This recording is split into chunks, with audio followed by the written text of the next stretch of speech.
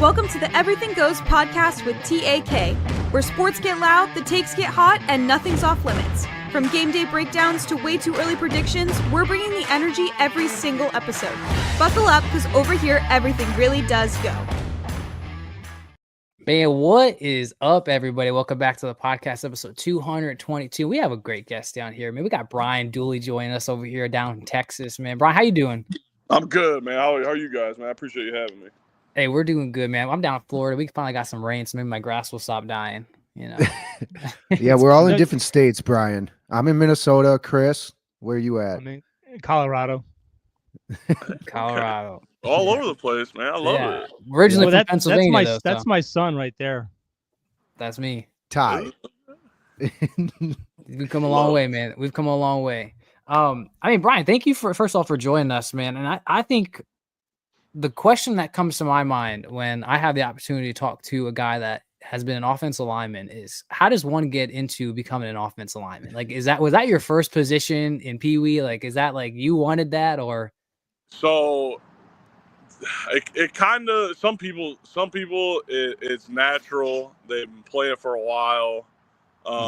For me, I wasn't an offensive lineman like to start off. I mean, yeah. How every kid's dream, they're always what? A quarterback or a running back. So that's what I was, man. I was our quarterback, in Pee Wee for a little bit. And then, when fourth and fifth grade, when we started really putting the pads on, I was able to start, really hitting guys. So they moved me to offensive line and sort of the D tackle position. I was never really allowed to play D tackle because I was always bigger than everybody, which is kind of weird. Like, you'd probably want that guy out there, but yeah, stuff. It was. I started taking up the O-line role. Seventh and eighth grade is when I really started to kind of focus on it more. And then freshman year of high school is when I started to take off with it. I had a unbelievable coach that went to St. John's with me. His dad was the varsity coach, and he taught me a lot. And then going on from there, man, I was just kind of like learning to walk, man. I did. I had to start somewhere, and then just keep going from there. Real quick, Ty, did you grow up in Ohio then, Brian? Yeah. I did. Yeah. So I grew up in Toledo, Ohio, and then I know some people, like on some places, it says I'm from Bowling Green. So my parents got divorced at a young age, and then my dad stayed in Toledo. My mom moved out to Bowling Green. So it's kind of like 50-50, but born and raised Toledo, Ohio, man. That's the 419. I love it. Nice. Now coming out of high school, was Eastern Michigan like the school that you wanted to go to, or do you have any other offers, or what was that like? So there was a few schools I really wanted to go to. Growing up, I was always watching Toledo. I'd go there and watch them as a kid. I didn't really know Bowling Green that much. I did, but I didn't. I grew up watching Michigan. Michigan was my team. Yeah, man. They were my guys, man. The Wolverines. Jake Long, their first overall, man. That's why I wear number 77. The 7 is a legendary number in my world. So watching him from Michigan and then to the Dolphins, and then I think he was done with the Rams for a second, but yeah, no. When he went to the Dolphins, man, I started following him at the Dolphins, and then after Jake Long, we all know Taylor Lewan. With his career, the sevens, man, they kept going. You can go on and on with the guys who wear them. Oh yeah. That was the team I truly always wanted to play for. Notre Dame was a close second. Just because I had family go there, and I had a bunch of I knew a bunch of guys that went there, and one of our strength coaches left and went there, and I was grateful for him, and he was a big part of my Eastern career. He would really help me out, and I'd probably pick those two teams. this is gonna sound so stereotypical, but the Alabama, man. I mean, all the guys that they would produce. Oh yeah. I was always watching them, but I couldn't really tell you that much about Alabama, but I mean, some of the old linemen that have come out of there. I mean, you look at some of those guys, and they're like, yeah, that's what I want to base my game off of.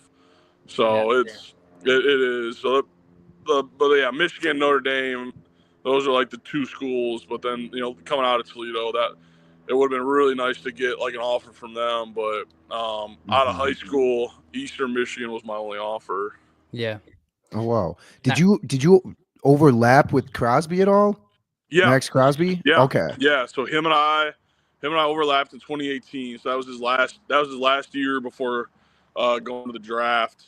And then or was it? Yeah. Was 20 yeah, 2018. Yeah, I think that sounded about right. Yeah, 2018. I keep forgetting if it was 2019 that year, But but yeah, 2018. Him and I did cross paths. From working out. So when the season started, I played my few games at tight end. I started at tight end for my first 4 games, and then after the first couple, after those first 4 games, they were like, "Hey, like, you mind still being down there on the for the tight end position just in case?" I'm like, "Yeah, I'll stay down there." But after that, they're like, "Hey, you're gonna redshirt." They threw me down at a scout team, and Max, Jeremiah, and them, like we were, I was giving them the looks at tackle. So, gosh, what's that like taking some reps against those guys? Oh no, it was awesome. I mean, I feel like that's one of a big reason of what really stepped my game up was just going up against those guys, seeing how they practice, seeing how they study the game, and their work ethic was what really drove me. As an offensive lineman, what's the preparation like Monday through Friday as you're getting ready for a game? I mean, I feel like offensive lineman is such a valuable position that's overlooked in college and the NFL. I mean, you guys, it's your job to protect the quarterback. And if that fails, the play doesn't develop, the play doesn't succeed. So like, what is your preparation like to get ready for a game and just continue to collide with bodies every single play of the game? Yeah, I mean it is a lot. Some guy, everyone's different. So I'm probably a lot different from some of the other guys around the leagues.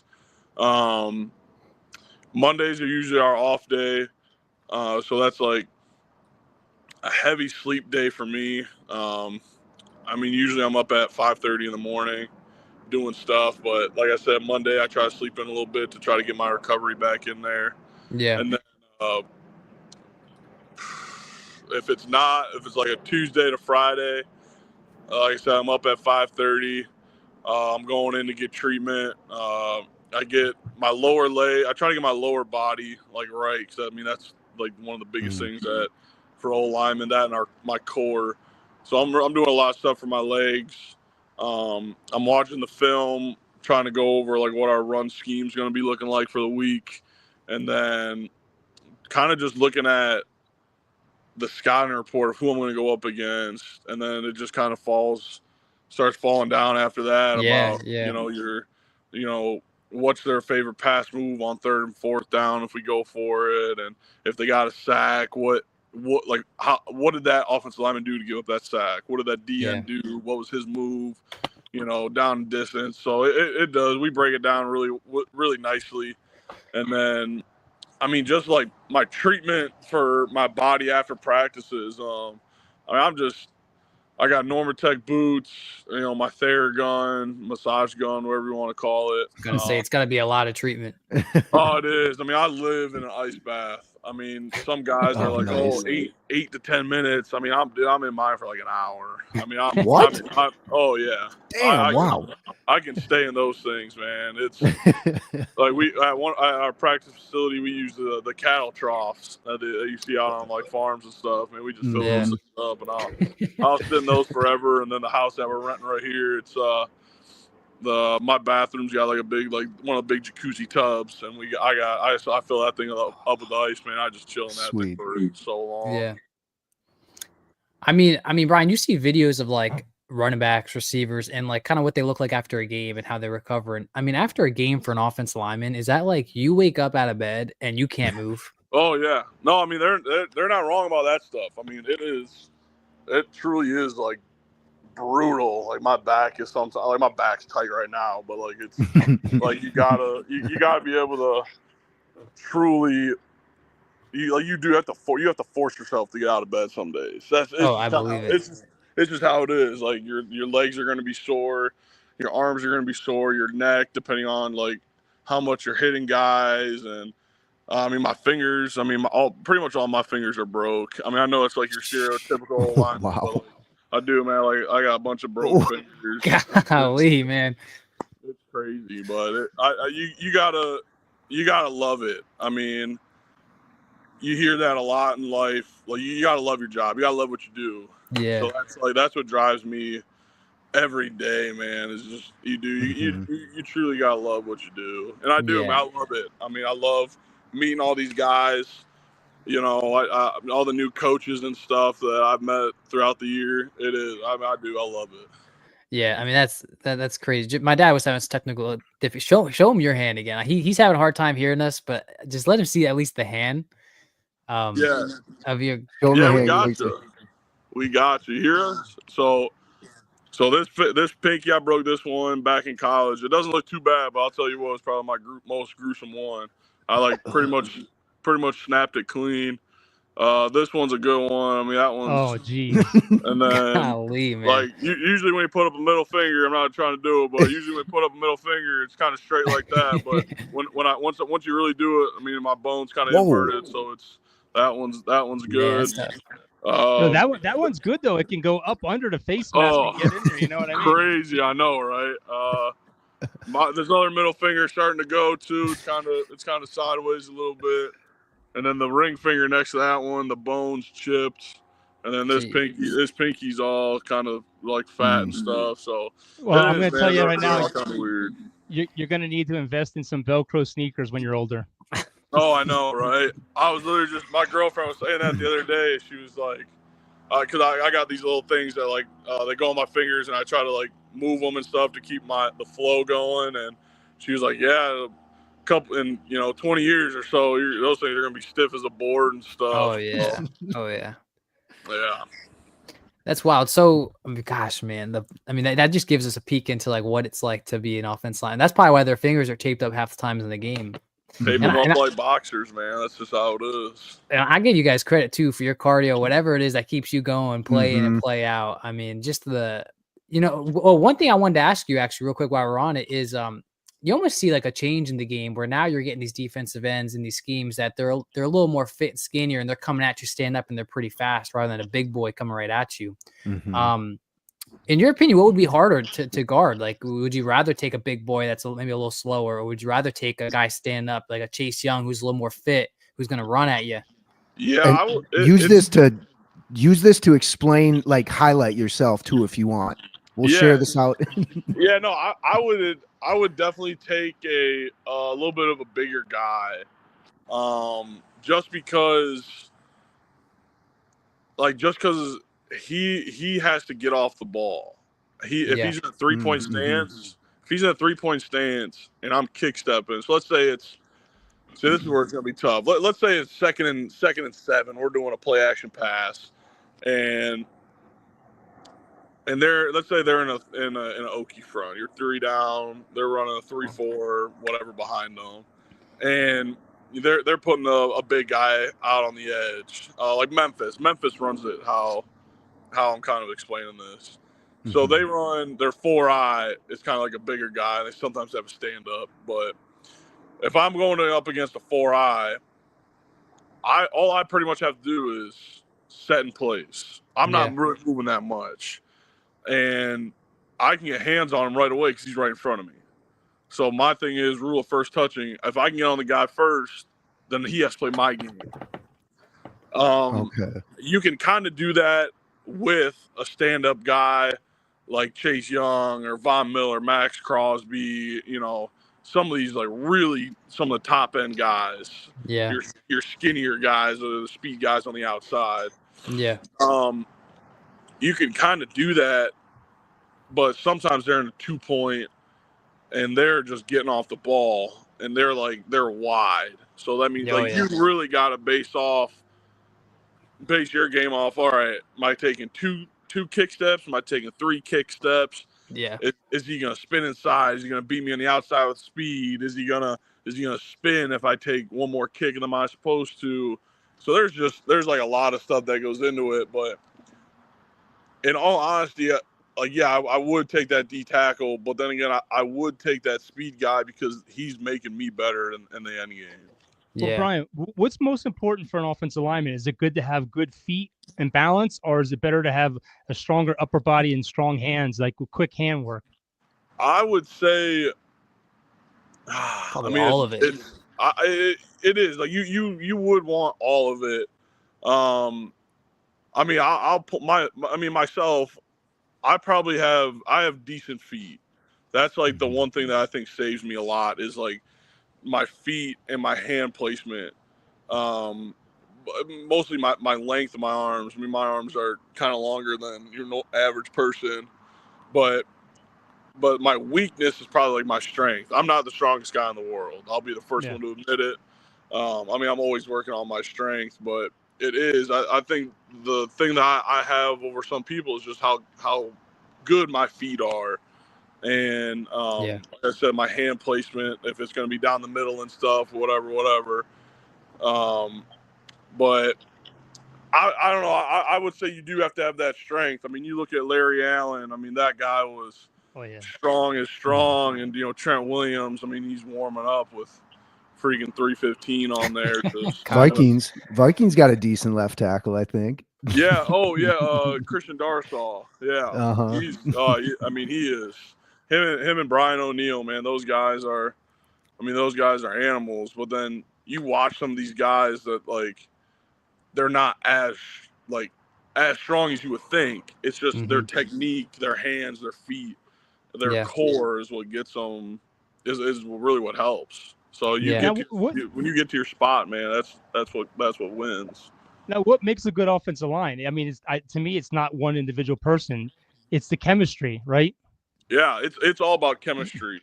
I mean, if you don't have good chemistry, then it is going to be very hard for that offensive line to work as one. I mean, there's 5 guys. 5 of those guys, they got to have one heartbeat. Like, you guys all got to be the same. The O-line that we have here, I mean, it's not just the 5. It's the 7 to 8 guys that are in the room. And you could say that for probably almost every NFL team out there, UFL team out there, college teams out there. Like, everyone has to be on the same page. That's why I just feel like O-line is always the tightest group because you're always working as a team. Yeah. Your center's going to make your points or your guards are going to make your points, and then it goes all the way down. So, like, when that center makes a point, then that left guard, left tackle are communicating, and the backside, right guard and right tackle are communicating. So that's like, it is, man. It's you got to have that good chemistry. It's never just one guy. So yeah. Well, you guys only have to hold that wall for like 3 seconds max. If the quarterback gets sacked, it's his fault then. Yeah, it is, but it isn't, because we do have a thing. It's like, you're 3 to 4 seconds, the ball should be out, but I mean you really do have to protect.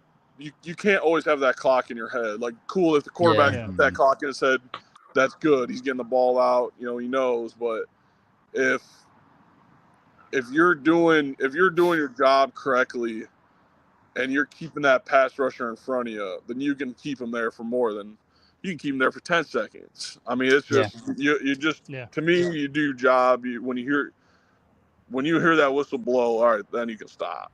Yeah, that's just how I am. Good point. Yeah. Now, Brian, I want to dive into your transition after college, but one quick question I have for you that kind of just stirred up. I'm a diehard Saints fan, and a guy on the Saints line is Trevor Pennon, and it's someone that they have moved around a lot. And I feel like in a fan's eyes, you'll have that mentality like, oh, like he's moving from left guard to right guard or left guard to right tackle. Like, it's blocking. Like, how hard can it be? But how hard is it to transition from, being on the left line your whole college and high school career, and then you go to the right side and everything's opposite now? Yeah, no, it is definitely for sure a little harder. Some guys probably don't think it, but then you truly are like you're switching your feet up. I mean, it's kind of like throwing left and right. Guy can be throwing right all of his life. See how he throws left. It's not going to be the same. Yeah. So Nope. it is a little different for sure. I mean, my right tackle stance is different from my left tackle stance. I mean, I flow better in my right stance than my left. But it is different. Yes, you see guys come into the league and they switch positions. I mean, you look at Peter Skronsky. He went from tackle down to guard. Yeah. You look at J.C. Latham. He went from right tackle to left tackle. You know, some people could do it. Some people do it. Exactly. Some guys can do it, but it takes them a second to get used to it. So it is difficult. There's a great coach out there that says like wiping your ass with your right hand your whole life and then switching to your left. It's not easy to do. It's not easy to do. You just got to have the right coaches, man. And every O-line coach is different, and they're going to get you right no matter what. But in the end, you're the one out there blocking. So, I mean, they're a great example of. I mean, I'll put myself out there because I'm a man about it. I get better from it. I mean, my first snaps in the UFL, man, they put me at left tackle. I mean, I got my face ran through because it was different. I didn't expect to go to left tackle. I expected to go to right. But no matter what, I mean, I'm gonna grow as a player. You know, my coach coached me on it, so it's just how it is. It is what it is. But there is a difference, yes. But no matter what, you gotta feel confident, no matter where you're at. So yeah. Well, you know, I'm sure you guys didn't talk about this because I was off the air, so I didn't know. But that little guy up there, Tyler, he used to play center, and he used to block. Man. He used to block for Saquon Barkley. Heck yeah, man. No, man. You know what that was? I wanted to play football, and I didn't know squat about it. And they said, "You want to be running back?" And I said, Coach, I don't know what a running back is. He goes, "All right, well, you're gonna be on the offensive line." Ain't nothing wrong with that. Brian, how big? 135, man. Yeah, Brian. How big were you? Because Ty, that's crazy. Because Ty and I played like 3 years of football, and like my first year playing, they put me on the line as well. And I had a big growth spurt. So at that age, I was one of the bigger guys on the field too, but I'm not nearly as strong as some of them either. So like, did you have a growth spurt, or how did I know we're kind of backtracking there, but yeah, I kind of did. I would say probably when I first hit high school is when like my height and weight started coming along. For sure. I was probably, I mean, I definitely was one of the bigger kids in class. But definitely high school, I was floating probably just at 6 foot. And then end of high school, shoot, what was I? I was probably 6'4", 6'5". So yeah, definitely high school is when I hit that growth spurt for sure. So, now, Brian, coming out of college, all right, just walk us through that a little bit. What's that like? Like, any hope that the draft is calling? But obviously, we know that UFL called and then the Titans called. But just walk us through for those that don't know, like what that would look like. So during the draft process, it's truly a waiting game. Not many people, for people to say like, hey, like I know where I'm going. You don't. I mean, stuff changes every single day. I mean, when people come out the interview processes, like in the showroom or whatever, like guys truly don't. I mean, the teams still don't know. I mean, you could be trading this pick, you can be trading that pick. Oh, who's this guy going? I need a backup, and so it's like, a guy can be like, oh, like I know I'm going here, but it's just like do you really know? So that's where you're gonna go. Did you talk with any teams? I talked with a few. I mean, a lot of people have contact with teams, but you just never know if that's truly where you're going to go. I mean, my buddy went to the Patriots. He had no contact with them throughout the whole process, and that's where he went. So it is like it is a difficult time, but that's why you really got to trust your agent, because your agent does a lot of the talking with the teams. I mean, I probably talked to a good handful of teams when I went down to Florida for my Senior Bowl. And then after that, just throughout the whole draft process. So I did talk to a few teams. I did end up talking to the Titans a few times. Their scouts were really cool. I had a Zoom meeting with Bill Callahan and Scott, the assistant. And then when day 3 came, they were in contact with my agent, and they were saying, hey, like, we're trying to figure out what we're doing. If we need, corner safeties or wide receivers. And so it was like kind of up in the air where, like, what was going to happen. I didn't truly expect to get drafted. I mean, at some point in your life, in your career, you got to know if you're like that good. I mean, I did think I was that good, but then you have to look at it like, all right, there's definitely better guys out there than I am. So like a team really like truly has to like you. They truly got to see it in you. So I was like, man, like, will Tennessee really draft me or whatnot? So at the end of the draft, you have your undrafted free agents. Some of those guys they label as a prioritized free agent. With the prioritized guys, it's like it's guys who they'll call right after the draft or during the draft still saying, hey, we don't have a draft pick anymore. We like you. Here's a contract. We'll take you right after the draft. Come on down. So that's what happened with me. They were like, hey, here's an offer. If you like it, come on down. There was, I think, the Broncos. Oh, wow. I think Carolina as well. And the Lions, who I was like talking to a lot as well. And they were, my agent was just like, hey, who do you like? We have a few teams that are out there who want to, who have talked to me. One of my old teammates was down in Tennessee. I kind of liked, Tennessee for a while. So I was, I think my little interview with Callahan and Scott went pretty well. So I was like, they made a great connection with me. So that's why I truly went there, because I was like, I liked them. I liked Callahan's background. He's, in my opinion, he's one of the top offensive line guys in the whole football world. I mean, he'll probably go down in the Hall of Fame in my book. He's like the guru of offensive linemen. So I wanted to learn from the best. That's just how I looked at it.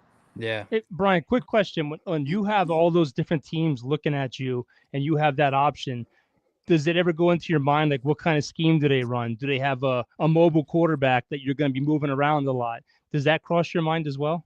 Yeah, it does. So usually in the processes, they kind of give you a little bit of the playbook to see how fast you can learn it in the 2 minutes that they're talking to you. So I did. I look at it. I looked at it as well. Like, what offensive line guys do they have there? Am I gonna be able to get that fair shot? So like, in my opinion, with the Lions, I'm never gonna play over Penei Sewell. I'm probably not gonna play over Taylor Decker. Could I maybe go down to guard? Cool. Like, I could probably go down to guard. But am I going to play over Glasgow or Zeitler or whoever? They got a good line. They got a good line. But would it be really cool to study those guys, learn from all those guys? Oh my gosh, yeah. Like, it would be awesome. So like, that's like kind of what I looked at too. So then when Tennessee came, like when I talked to Tennessee and when they, offered me a rookie contract, I was like, all right, I got, Skronsky's an All-American at Northwestern. Look at his career there. Like, why wouldn't I want to learn from a guy like that? Yeah. And then, like I said, just what Callahan brought to the table with all of his coaching and just with some of the other guys there, it's like why wouldn't I want to learn from that rebuilding kind of team? stuff? Why not go and compete? Exactly. So it's there's a lot of stuff that goes into it. So, how long was that period then? Is that just rookie camp, or did you go through? Yeah, how long was the rookie camp, I guess, or how? So rookie camp is just for a weekend. So usually you have guys who get invited to rookie camp, or if you have guys with like a true undrafted free agents. So I went to rookie camp, and then but since I signed the contract before as a prioritized UDFA, I was still with them throughout the summer, and then all of camp, and then the three preseason games. So I was there for a couple months, if you want to say that. So and then when those first rounds of cuts, dropping from the 105 or whatever down to 75, down to 53 or however that number works, that's when I was let go. Is there a huge difference in speed going from college to the pros? I know a lot of people talk about that, but I mean, did you notice a difference? Yeah, for sure. There's a huge difference. I mean, that's why. Well, what do they say? Only like a 1% out of college go to the NFL, or it's like some stat like that. But there's for sure a speed difference. But even UFL, you got to and in the UFL. But then you got to look at it like, if you're here for a reason, so you must be good enough. You must be fast enough. Heck yeah, and then once you study stuff for so long, it slows down. So like that's just kind of how I look at it. Like, all right, I know the play. I know which way we're going. The defense doesn't know which way we're going.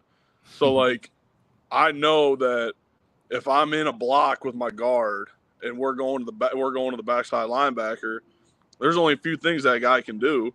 He's either going to slant, the guard's going to take him over, and I'm going to go up. That D tackle could slant back, and I got to get in front of him, and then my guard goes up. So it's just like, once you just study that stuff for so long, like it slows down. Your game slows down, and then it slows down for you, but it's also going to be faster for you because you know what you're doing. Yeah. So that's just kind of how I look at it. Hey, Brian, like in the pros now, you see a lot of action at the line. You see the quarterback coming up and he's changing plays. How much of that is really him changing a play or just trying to throw out the defense? No, it's definitely them changing a play for sure. You can go in the huddle with the play, but that play call can be like, it can be two plays in one. You probably see it a lot. You see the quarterback, they say can. They check, point to their head and they check a play. So that's pretty much telling them, hey, we're killing that first play. We're going to the second play that I said in the huddle. Or it's just like, you'll probably see, I mean, we have stuff that we check all the time, and it's just like, oh, let's run it left. But if the defense is set up the other way, hey, check, we're going to run it right, So yeah. It just all depends on what the quarterbacks want to see. And kind of going back to your question before, like, our offensive line is so smart. We know this play before the quarterbacks even know it. So like, we'll go to make a check, and I mean, we'll know the check before the quarterback does. Yeah. What explain to us what you're doing down in Texas then? Obviously training, I'm sure, but anybody you're working out with, or we'll get to what you're cooking. We'll get to what you're grilling. I just threw a few steaks on with Sam's Club. I got a few steaks cooking right now. Oh yeah. You're a lineman. How many of those are for you? I'd probably say 2 or 3 of them are for me. Ooh, for man. sure. But yeah, so for down here in the UFL, I look at it as a spring league. It's just another league for guys to like get film and get better and stay in shape in the off season. You see a lot of NFL guys down here who are trying to get another shot, but I mean, there's guys who are like NFL vets, if you want to say, or like guys who were in the NFL throughout the season, and they get let go. Yeah. And they're like, oh, if I'm not going to get picked up, maybe I want to come down here and get film to show guys I can still play. Like one of our DN, Breland Speaks, man, he's been in the league for a number of years. I think he's got a Super Bowl with the Chiefs. Wow. And, he's down here working. He's down here in this league with us. Okay. I mean, it's one of our quarterback right now, Bryce Perkins. I mean, Yep. he's been in the league. He's got a Super Bowl with the Rams, and he's still down here working with us. Yeah. He's leading us. He's been leading us to numerous victories down here this year. So it's like it's guys who want another chance, guys who want more film, guys who want to show the NFL that they deserve to be up there. So, and that's just kind of how I look at it. I mean, it's more film for me. It's it's a league that I can stay in shape with and not just be doing my own thing out there right now. Yeah. So it is. I mean, I love every single thing about this league. I'm grateful for them because it is. It's a tough league at the end of the day. I just wish the NFL would get involved with that league more. They always cherry pick the players that they want, but I think the NFL needs a minor league team because there's a lot of good players that don't get enough of a shot in camp. Where if they played in a minor league, they can showcase themselves. Yeah, no, and it's like how I look at it, it's like, all right, it's another. To me, it's like another. What do you like? I guess a G. It's not like it's bad to say like the G League, but it is. Yeah. It's like another league that like the baseball teams and basketball teams like have. So like, yeah, it'd be nice if the NFL does look at this league more, and I think they do because, I mean, you do see a bunch of guys like kind of going back and forth from the league and stuff. So it's, but I do get what you mean. I think they should definitely get more involved with it.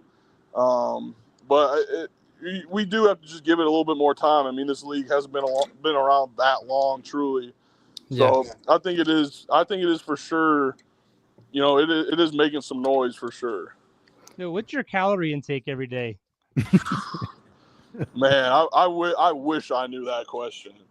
I mean, I'm not. I know some guys look at that like they track it and stuff, and whatever, like writing it down, or they have an app with it. But I mean, with me, man. Let me ask you this: are your mom and dad glad you don't live at home and they have to feed you anymore? Yeah, no, they for sure are. I mean, I know my mom definitely is. I mean, she didn't mind it at all because, like, I was getting fed. I mean, that was her thing. I mean, she always wanted to make sure I was getting enough food, but it definitely was difficult because I would, man. Like, I eat a lot. I mean, and I eat fast too. I mean, a lot of my buddies are always like, dude, like, oh, you're eating that so fast, man. Like, slow down, it's not going anywhere. But I mean, I just do it because, like, I mean, you just never know when you never know when that meal could be your last. I mean, I'm not saying that's how I always look at it, but I mean, you do. You never know. Like, you never know another time I can be cooking these steaks up. Yeah. Something can happen late at night. Seriously, you just never know. But I definitely do eat. I definitely eat more than your average human being for sure. That's why I hunt. I mean, I hunt in the off season or last year was probably the most hunting I've ever done in my life, just because I was, week to week trying to figure out my workouts and stuff with NFL teams. And so I was able to go out hunting a lot. And, when you go out and hunt, you don't really, well, for me, I don't eat that much. I don't want to climb down the tree and have to go to the bathroom, man. So I'm up in that tree, just kind of hanging out all day. And I was fortunate enough to I got like four or five deer last year. So that, that fills the freezers. Congrats. Man. So I appreciate it. But that's just like, I go out and hunt because, like, I don't have to worry about always going to, Chipotle or going to the store to get all this food. So I can just, you ever come to Denver? You ever play for the Broncos? You just come on up I-25 to Fort Collins. We like to make brisket, Texas Twinkies, armadillo eggs up here. We cook up here. Hey, I'm down. My buddy lives out in Colorado, and his dad is begging for me to come to Denver, and I do. Man, it'd be nice to come up there, and I know they got some good stuff up there. Oh, heck yeah.